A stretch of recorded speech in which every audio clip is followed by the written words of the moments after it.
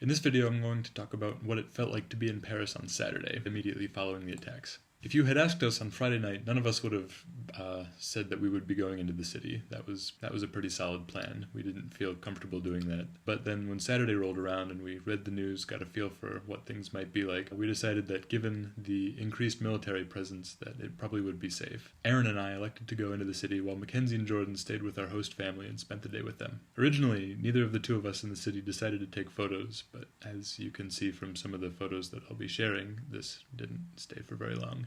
The lighting was perfect. The sun was covered by a perfect diffusing sheet of clouds, and it was just absolutely stunningly beautiful. A little bit surreal, though. Like, terror had happened yesterday here, and that was, even then, it was hard to wrap my mind around. Even now, it still is.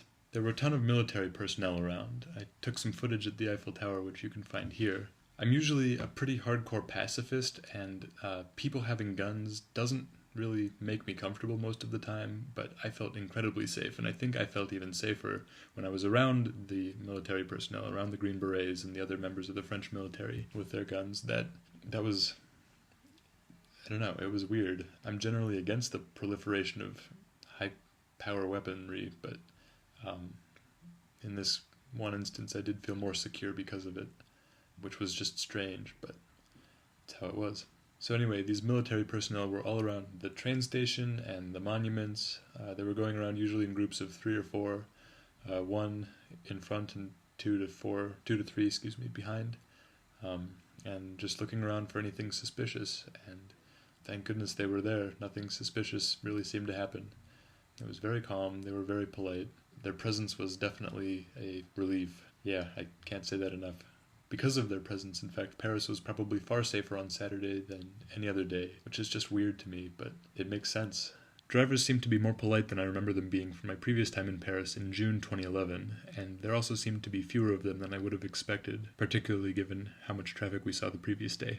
There were fewer tourists overall, but a greater percentage of Asian tourists than I remember. Beggars and street vendors also didn't seem to be as common as I recall. It's very important to keep in mind that these effects could be either due to the fact that it was November instead of June, or because of the events of the previous day. I don't really know. Maybe someone who's been to Paris in November on a normal day, not during attacks, could clue me into this.